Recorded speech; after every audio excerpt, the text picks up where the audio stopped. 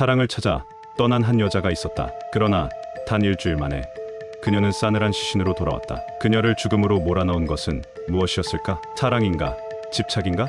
혹은 애초에 이 관계는 비극을 향해 달려가고 있었던 걸까? 2024년 12월 29일 크리스마스의 여운이 가시지 않은 어느 새벽, 슬로베니아의 작은 마을 블레드 한적한 아파트에서 필리핀 여성 마벨 팍투라가 숨진 채 발견되었다. 그녀의 곁에는 남편 미차가 앉아 있었다. 피로 얼룩진 채로 이들은 한때 서로를 운명이라 불렀다. 그러나 그 운명은 끔찍한 결말을 향해 가고 있었다. 마벨 팍투라는 꿈이 많았던 27세의 필리핀 여성이었다. 가족을 위해 더 나은 미래를 꿈꾸며 필리핀 항공에서 인턴 생활을 했다. 하지만 현실은 냉정했다. 정규직 전환은 쉽지 않았고 생활은 점점 팍팍했다. 그럴 때 그녀의 인생에 한 남자가 들어왔다. 슬로베니아 출신의 미차. 겉으로 보기엔 완벽한 남성이었다. 단정한 외모, 성실한 태도, 강한 신앙심. 그는 SNS에서 자신의 일상을 조용히 기록하며 신중한 사람처럼 보였다. 하지만 사람은 겉모습만으로 판단할 수 없는 법이다. 그들의 첫 만남은 인터넷에서 시작됐다.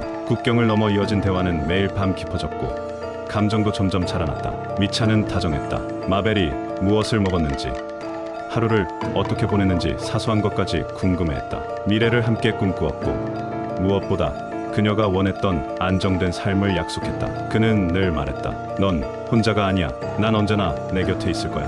마벨의 가족은 걱정했다. 조금 더 시간을 가져라. 서두르지 말고 그 사람을 제대로 알아봐라. 그러나 사랑은 때때로 이성을 마비시킨다. 의심보다는 기대가 앞섰고 불안보다는 설렘이 컸다. 2024년 미차는 필리핀행 비행기 티켓을 끊었다. 몇 시간의 비행 끝에 두 사람은 처음으로 서로를 마주했다. 그 순간 마벨은 확신했다. 이 사람이 내 운명일지도 몰라. 두 사람은 함께 여행을 다녔고 가족과 식사를 했으며 미래를 계획했다. 그러던 어느 날 미차는 모두가 보는 앞에서 그녀에게 청혼했다. 그리고 단 2주 후 두 사람은 혼인신고를 마쳤다. 너무 빠른 속도였다. 그러나 마벨은 그것이 사랑이라 믿었다. 그녀가 원했던 행복이 이제야 시작된다고 생각했다. 하지만 이 결혼은 시작부터 어딘가 어긋나 있었다. 결혼식을 올린 지 불과 몇 주 후 마벨은 모든 것을 뒤로하고 슬로베니아로 떠났다. 비행기표를 손에 쥔 순간부터 그녀는 설렘과 불안을 동시에 느꼈다. 정말 괜찮을까? 이 결혼, 이 선택 맞는 걸까? 그러나 이미 모든 것이 결정된 후였다. 그녀는 자신을 다독였다. 괜찮아. 모든 부분은 처음엔 어색한 법이야. 시간이 지나면 익숙해지겠지. 그러나 공항에서 그녀를 맞이한 남편의 모습은 예상과 달랐다. 미차는 환하게 웃고 있었지만 어딘가 이상했다. 말투는 어눌했고 눈빛은 불안했다. 손은 미세하게 떨리고 있었고 마벨을 바라보는 시선은 마치 낯선 사람을 대하는 것 같았다. 그녀는 순간적으로 위화감을 느꼈다. 왜 저렇게 초조해 보이지? 도착한 곳은 작은 아파트였다. 사진으로 보던 것보다 훨씬 좁고 차가운 느낌이 들었다. 벽지는 발에 있었고 가구는 오래되어 삐걱거렸다. 창문을 열어도 답답한 공기가 빠져나가지 않는 듯한 느낌. 하지만 마벨은 애써 미소 지었다. 괜찮아. 적응하면 될 거야. 그녀는 부지런히 새로운 환경에 적응하려 했다. 남편을 위해 요리를 하고 집을 꾸미고 소셜미디어에 행복한 일상을 공유했다. 그러나 그 모든 것은 거짓이었다. 미차의 태도는 결혼 전과 완전히 달라졌다. 결혼 전엔 그녀에게 다정한 말들을 건넸던 그가 이제는 거의 말을 하지 않았다. 눈을 마주치지 않았고 이유 없이 신경질적인 반응을 보였다. 특히 마벨이 필리핀의 가족과 영상통화를 할 때면 그의 표정은 굳어졌다. 처음엔 단순히 피곤한 탓이라 생각했다. 새로운 생활에 적응하는 게 쉽지 않겠지. 나도 이해해야 해. 그러나 시간이 지날수록 그의 행동은 더욱 기이해졌다. 어느 날 밤 마벨은 잠에서 깼다. 옆자리가 비어 있었다. 희미한 불빛이 새어나오는 거실. 그곳에서 미차는 어둠 속에 앉아 혼잣말을 하고 있었다. 마벨은 숨을 죽이고 귀를 기울였다. 나는 그녀를 믿을 수 없어. 그녀가 나를 속이면 나는 어떻게 해야 하지? 그 목소리는 낮고 차가웠다. 그녀가 곁에 있다는 것도 모른 채 그는 계속해서 중얼거렸다. 그 순간 마벨은 깨달았다. 무언가 심각하게 잘못되고 있다. 그러나 그녀는 끝까지 믿고 싶었다. 이 사람이 자신이 사랑한 그 사람이 맞다고. 하지만 사랑은 때때로 가장 잔인한 함정이 된다. 그리고 사건은 바로 다음날 터졌다. 2024년 12월 28일 사건이 벌어지기 단 하루 전 마벨은 아침부터 이상한 기운을 감지했다.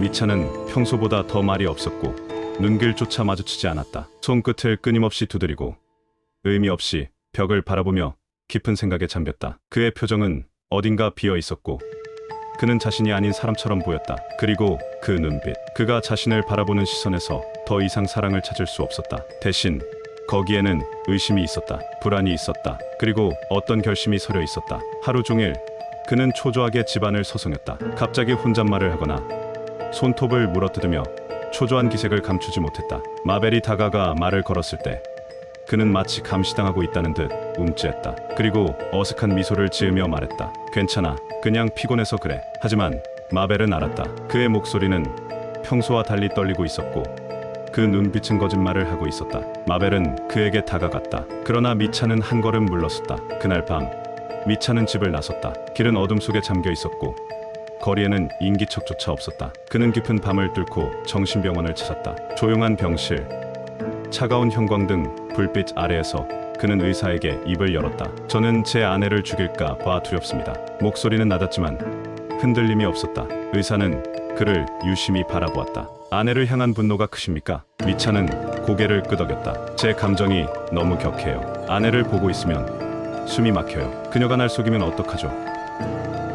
난 내가 뭘 할지 모르겠어요. 그는 숨을 거칠게 몰아쉬었다. 내가 그녀를 죽이면 어떡하죠? 의사는 차분한 목소리로 몇 가지 질문을 던졌고 몇 가지 약을 처방해 주었다. 이 약을 드세요. 그리고 집에 가서 푹 쉬는 게 좋겠습니다. 미차는 약을 받아들었다. 그러나 그는 알았다. 이 약이 자신을 막을 수 없을 거라는 걸. 병원을 나선 그의 발걸음은 처음보다 가벼워 보였다. 그는 오랫동안 거울을 바라보았다. 그리고 중얼거렸다. 내일이면 모든 게 끝날 거야. 그때 그는 이미 결심하고 있었다. 그 선택이 무엇을 의미하는지 그는 누구보다 잘 알고 있었다. 2024년 12월 29일 새벽, 침실은 고요했다. 창밖에는 희미한 가로등 불빛이 스며들고 있었다. 마벨은 깊은 잠에 빠져 있었다. 그녀는 몰랐다. 그가 그녀를 바라보고 있었다는 것을.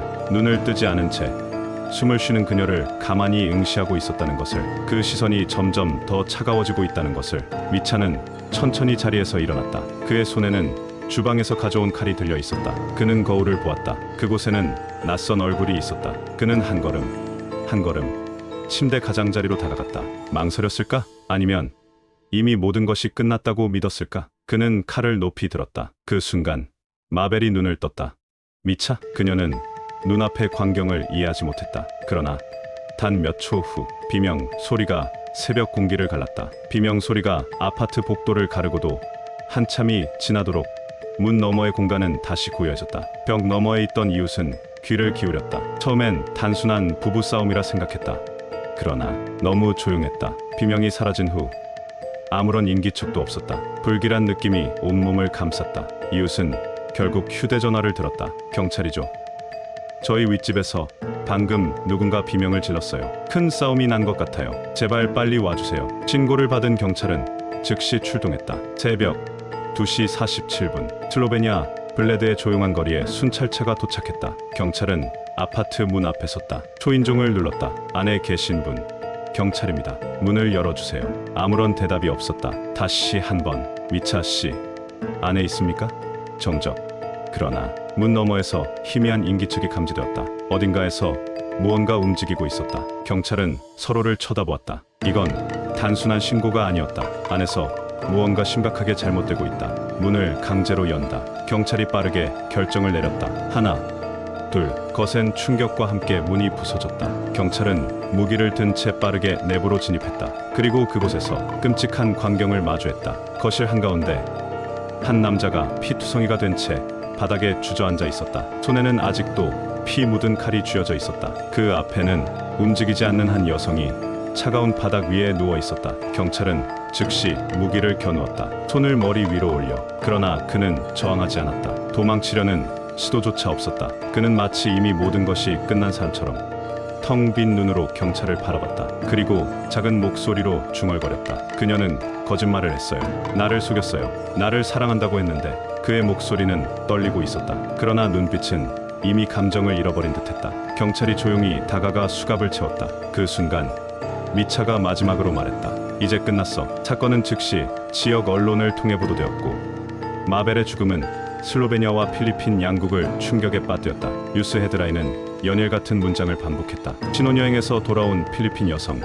남편에게 무참히 살해당해 사랑의 끝은 살인 슬로베니아 전역을 충격에 빠뜨린 사건. 대중의 반응은 극명하게 나뉘었다. 불쌍한 마벨. 그녀는 단지 사랑을 찾고 싶었을 뿐이었는데 미차는 분명히 계획적으로 범행을 저질렀어. 정신질환은 핑계야. 그러나 온라인에서는 또 다른 목소리가 들려왔다. 아시아 여성들이 서양 남자랑 결혼하는 이유가 뻔하지 않나? 돈 때문에 결혼했다가 이런 일이 난 거 아니야? 희생자는 목소리를 낼 수 없었다. 대신 그녀를 둘러싼 사람들은 분노했고 상처받았으며 가슴을 쳤다. 그러나 경찰 조사 결과 금전적인 문제나 외도와 같은 갈등 요소는 확인되지 않았다. 이 사건은 단순한 사랑의 파탄이 아니었다. 미차는 단순한 질투나 분노가 아닌 심각한 정신적 불안정 상태에 있었다. 그의 변호인은 주장했다. 그는 심각한 정신질환을 앓고 있었습니다. 이 범행은 계획적인 것이 아닙니다. 그는 치료가 필요합니다. 그러나 피해자 측 변호인은 단호했다. 그는 범행을 계획하고 있었습니다. 살인 전날 병원에 찾아갔다는 사실이 이를 증명합니다. 그리고 법원은 최종 결정을 내렸다. 미차의 정신 감정을 거친 후에도 단 한 가지 사실이 명확했다. 그는 의도적으로 그리고 계획적으로 자신의 아내를 살해했다. 사랑이라 믿었던 관계. 그러나 그 끝은 죽음이었다. 우리는 정말 우리가 사랑하는 사람을 알고 있는 걸까? 미차는 법정에서 판결을 들었다. 더 이상 도망칠 곳도 변명할 자리도 없었다. 그러나 마벨은 돌아오지 않는다. 그녀는 단지 사랑을 원했다. 그러나 사랑은 그녀를 지켜주지 못했다. 그리고 사랑이라 믿었던 남자는 그녀의 생명을 앗아갔다. 사랑은 때때로 가장 잔인한 함정이 된다. 국제결혼, 설레는 단어일까? 아니면 치명적 위험일까? 여러분은 어떻게 생각하시나요? 다음 영상에서 더 치명적인 실화범죄 사건으로 찾아뵙겠습니다. 감사합니다.